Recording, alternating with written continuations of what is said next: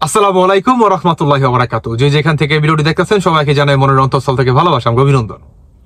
দর্শক বন্ধুরা, সমন্বয়কারীরা বা সমন্বয়কদের মাধ্যমে বাংলাদেশের জিরো পয়েন্টে মানে গুলিস্তানে সেখানে আওয়ামী লীগের একটি সমাবেশ কিংবা একটা বড় একটা মিটিং হওয়ার একটা কথা থাকে, একটা আন্দোলন হওয়ার কথা থাকে, তাই না?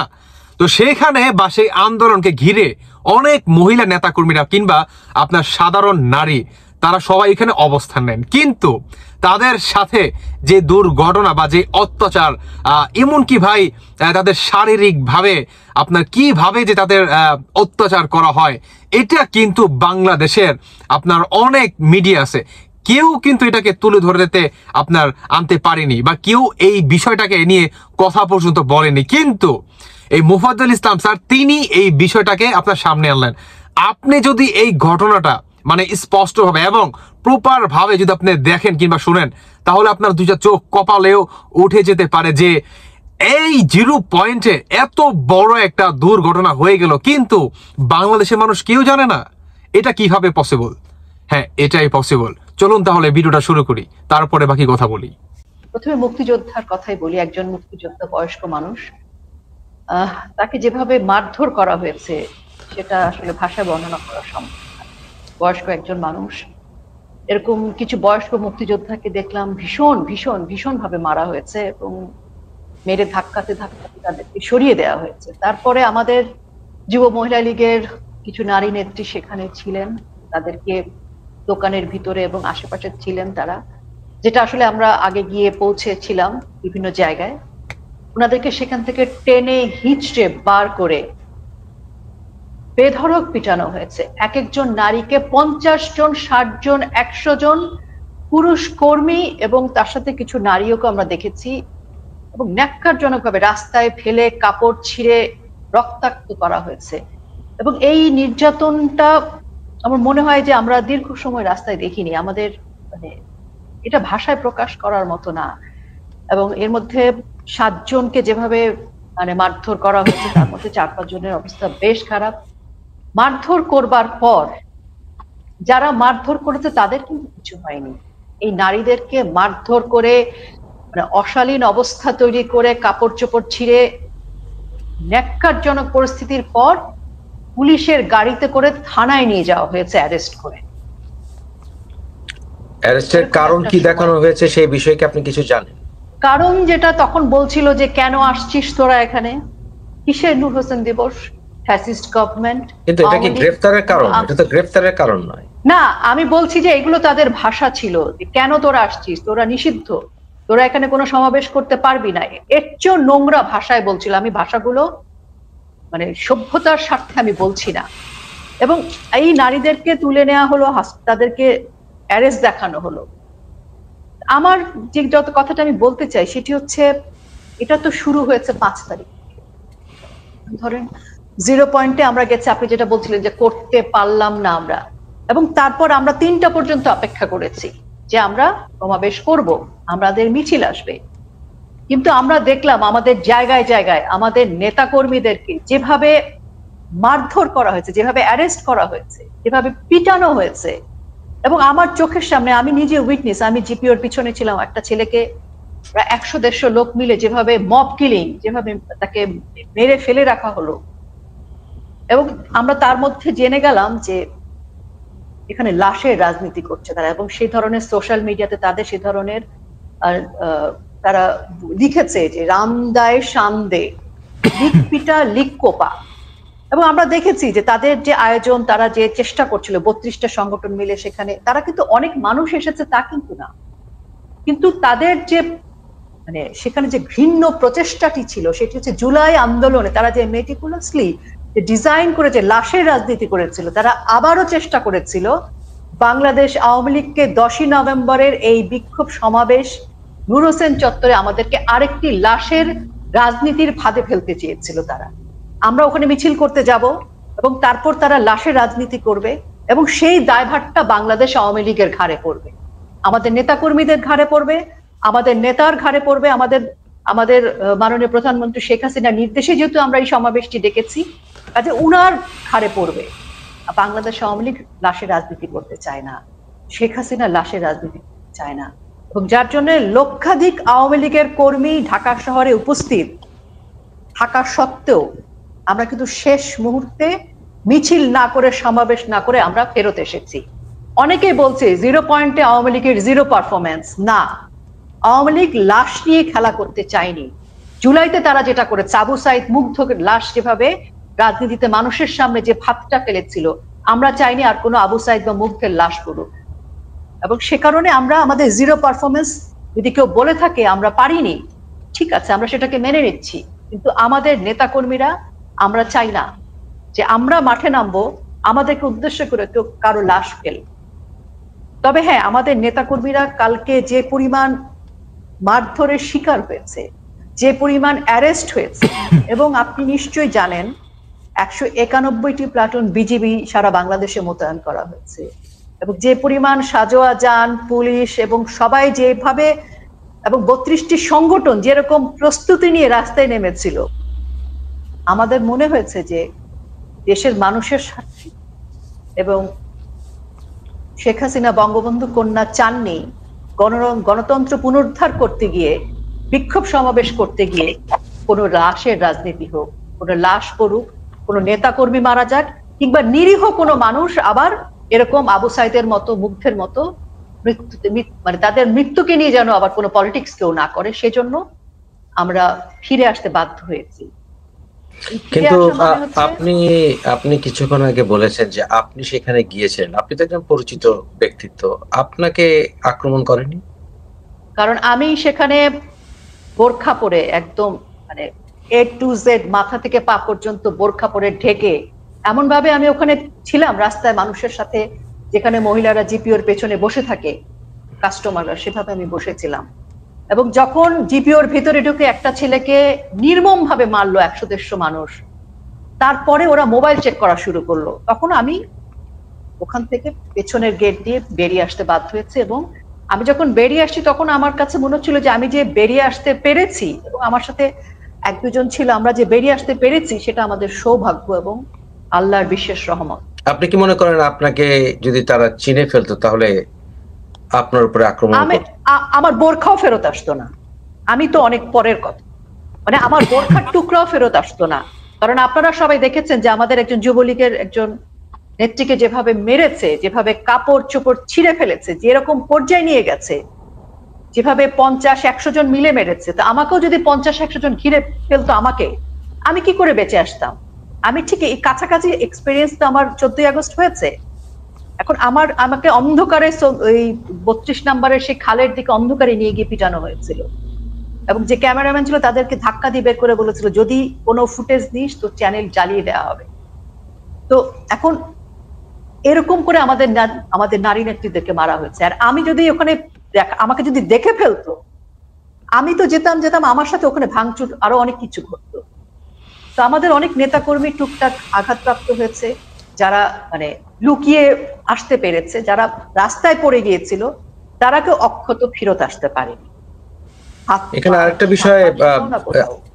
বিষয় আমার দৃষ্টিগোচর হয়েছে, সেটা হচ্ছে এখানে যে নারীদের উপরে আক্রমণ করা হচ্ছিল তাদের নেতৃত্ব দিয়েছিল আক্রমণকারীদের ভিতরে নারীরাই। এই বিষয়টিকে আপনারা কি বলবেন? হ্যাঁ, সেটি আমার কাছে সবচেয়ে দুঃখজনক হয়েছে, এবং এটি আমরা খুব দেখছি, 1-2 নারী এসে খুঁজে খুঁজে বের করছিল, যে কারণে আমি পরে শেষের দিকে আমি ভয় পেয়েছিলাম। কয়েকটা নারী ঢুকলো যখন, ওরা ঢুকে খুঁজে খুঁজে সেই মেয়েদেরকে ফোন চেক করে খুঁজে বের করেছে, এবং খুঁজে বের করে অন্য ছেলেদেরকে ডেকে নিয়ে এসে সবাই মিলে ঘেরাও করে তখন মারধর করেছে। একই জিনিস কিন্তু আমি 14ই আগস্ট দেখেছি। আমাকে যখন মানে আক্রমণ করা হয় তার মধ্যে একজন নারী ছিলেন, সেই নারী আমাকে ততটাই মেরেছে, ততটাই গালিগালাজ করেছে যতটা পুরুষ করেছে।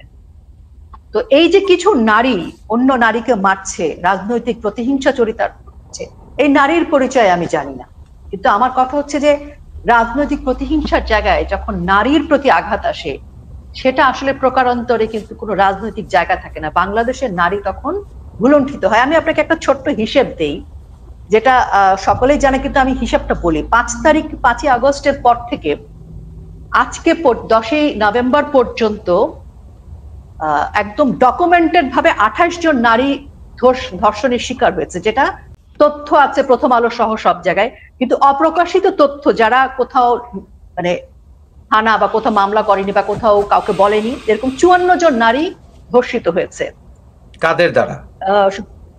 এবং সেটা ওই যে মব কিলিং, রাজনৈতিক ঘর বাড়ি ভাঙচুর করতে গেছে, আওয়ামী লীগের নেতা কর্মীকে পেয়েছে, রেপ করেছে। এবং এই রেপ গুলোর পিছনে পুরোটাই হচ্ছে রাজনৈতিক প্রতিহিংসা। এখানে কোনো নারীকে চিন্তা করা হয়নি, প্রতিহিংসা চরিতার্থ বিষয়টাই বড় ছিল। সনাতনী ধর্ম সহ শারীরিকভাবে মারধর করা, শ্লীলতা হানি করা হয়েছে 275 জন নারীকে। এবং এই নারীদেরকে যখন পেয়েছে, এরা সবই রাজনৈতিক এবং কিছু সনাতনী ধর্মাবলম্বী নারী, এবং এর মধ্যে বয়স্ক কিছু 2-1 জন আছে। এদেরকে কিন্তু শুধু মারধর করে ক্ষান্ত হয়নি, এদের কাপড় চোপড় ছিঁড়ে ফেলেছে এবং এদের সারা শরীরে হাত দেয়া, শ্লীলতা হানি যাকে বলে, এটা ছিল ওদের টার্গেট। এবং আপনার নিশ্চয় মনে আছে এই জায়গাগুলোতে শুধুমাত্র পোশাককে কেন্দ্র করে আমরা 13 জন নারীর অভিযোগ পেয়েছি, শুধু পোশাককে কেন্দ্র করে। কারণ মেয়েরা অনেক সময় বলতে চায় না, কারণ অনেক অবিবাহিত মেয়ে আছে। পোশাকের বিষয়টা একটু খোলাসা করে বলবেন, যে পোশাকের বিষয়টা। যেমন আমরা দেখলাম যে কক্সবাজারে প্রথম শুরু হলো যে লাইভ দিয়ে একটা মেয়ে কক্সবাজারে গেছে তার পোশাক নিয়ে, এবং সেখানেও আরো 2 জন নারী সহায়তা করেছে সেই ছেলেটিকে পিটানোর জন্য, যে কেন ওই পোশাকটা সে পরেছে। তো সেখানেও দেখেছি কিছু নারী সর্দারের মতো যে মানে সিচুয়েশনটা তৈরি করছে, পুরুষকে সহায়তা করছে মারবার ক্ষেত্রে, নারীকে ধরবার ক্ষেত্রে। কক্সবাজারে শুরু হয়েছে, সেটা আমরা লাইভ দেখেছি। কিন্তু লাইভ দেখা ছাড়াও আমরা অনেক মেয়ের অভিযোগ পেয়েছি, অনেক মেয়েকে পেয়েছি যাদেরকে রাস্তাঘাটে, তাদের সাথে আওয়ামী লীগের কোনো সম্পর্ক নেই, তারা কোনোদিন আওয়ামী লীগ করেনি, তারা নর্মাল ছেলে মেয়ে, মানে ধরেন হাঁটতে গেছে। এখানে কি আপনার একটা সমীকরণ দেখতে পাচ্ছেন যে একদিকে নারীদের উপর আক্রমণ হচ্ছে 0 পয়েন্টে, নারীরা নারীদেরকে আক্রমণ করছে, কিন্তু যারা করছে তাদেরকে আমি বোরখা পরিয়ে বা হিজাব পরিয়ে দেখিনি, তারা নিজেদেরকে বিএনপি হিসেবে দাবি করছেন, যেটা একটা অবাক হওয়া বিষয়। আরেকটি বিষয় হচ্ছে যে আপনি যে বলেন পোশাকের জন্য, এই বিষয়টা কেন ঘটছে? নির্দিষ্ট একটি প্রজন্ম করছে কিনা, বা নির্দিষ্ট একটি গোষ্ঠী করছে কিনা, বা এটাকে আপনি মৌলবাদের একটি জাগরণ কিনা, এই সাহসটা তারা কিভাবে পাচ্ছে বা কেন হচ্ছে? এটার অনেকগুলো কারণ। কিন্তু দেখেন 5ই আগস্ট থেকে 8 তারিখ পর্যন্ত একটা সবাইকে একটা লাইসেন্স দিয়ে দেওয়া হলো, যা খুশি করো। এবং এই 5 তারিখ থেকে 8 তারিখে কিন্তু সবচেয়ে বেশি রেপ, সবচেয়ে বেশি শ্লীলতাহানি, সবচেয়ে বেশি শারীরিক নির্যাতন ঘটেছে। তো 5 তারিখ থেকে 8 তারিখ পর্যন্ত যখন এই ঘটনাগুলো ঘটে যায়, তখন কিন্তু এক্সাম্পল সেট হয়ে যায় যে আপনি যা খুশি তাই করতে পারেন। যেখানে গণভবন থেকে শুরু করে ধানমন্ডি 32, বাংলাদেশের সকল ভাস্কর্য, সকল স্থাপনা, সকল মিল, ফ্যাক্টরি, কল কারখানা ভাঙচুর হচ্ছে, লুটতরাজ হচ্ছে, নেতাদের বাড়িঘর জ্বালিয়ে দিচ্ছে। তো এই এক্সাম্পল গুলো যেটা হয়েছে, যারা এই মব বাহিনীকে ইন্সপায়ার করেছে, যারা এই মব বাহিনীকে মাঠে ছেড়েছে, একটা ক্রিমিনাল গ্রুপকে মাঠে ছেড়েছে, জেলখানা থেকে বের করে নিয়ে আসছে। আমরা দেখেছি আন্দোলনের সময় জেলখানা ভেঙে কয়েদিদেরকে বের করে নিয়ে আসা হয়েছে, ক্রিমিনালরা বাইরে চলে আসছে, এবং একটা কিশোর গ্যাং গ্রুপও রাস্তায় ছিল। তো সবকিছু মিলে যখন 8 তারিখে একটা লোক ভাঙচুর থেকে শুরু করে সমস্ত কিছু করতে পারে, তখন কিন্তু সে ধরেই নিচ্ছে, সে যে রাজনৈতিক ছত্রছায়ায় থাকুক না কেন, যে সেই সব, এবং সেই সবের সার্টিফিকেটও পেয়ে যায় যখন ইনডেমনিটি হয় 5 তারিখ থেকে 8 তারিখে কিছু ঘটবে না। এই ইনডেমনিটি কিন্তু আপনাকে আরো সাহসী করে দেয় যে হ্যাঁ, এখন আমাদের কোনো সমস্যা নেই। ইনডেমনিটি পর্যন্ত যখন গেছে, তার মানে এরকম ঘটনায় কিছু হবে না, তার মানে ছাড়পত্র দিয়ে দেওয়া হয়েছে। এবং আমরা দেখেছি মব কিলিং যাচ্ছে তাই ভাবে ঘটছে, মেয়েদের উপরে শ্লীলতাহানি হচ্ছে, এটা নিয়ে কিন্তু কেউ কোনো কথা বলছে না। আমাদের উপদেষ্টারা কিন্তু কাছিমের ডিম পাড়া নিয়ে তারা তটস্থ। কাছিম কিভাবে ডিমটা পারবে, কিভাবে গাছের সবুজ পাতা গজাবে, সেজন্য সেন্ট মার্টিন নিয়ে আমাদের এক একজন উপদেষ্টা যে পরিমাণ সচেতন, যে পরিমাণ মানে অ্যাক্টিভ, কিন্তু আমাদের বাংলাদেশে এই 3 মাস 5 দিনে যে পরিমাণ নারীর উপরে মানে নির্যাতন ঘটেছে, এটা বাংলাদেশের ইতিহাসে বিরল। আচ্ছা শুনে না, শুনতে হবে না, আমাদের বাংলাদেশে 0 পয়েন্টে এত বড় একটা দুর্ঘটনা কিংবা সাজানো হতে পারে, অসম্ভবের কিছু নাই। এই দায়ভার কে নিবে? এই আপনার অবিবাহিত যে মেয়েরা আছে, তারা এখন বলতে পারতেছে না যে তাদের সাথে শারীরিকভাবে আসলে কি হয়েছে, এটা তারা বলতে পারতেছে না, কারণ তারা এখন পর্যন্ত তাদের বিয়ে হয় নাই।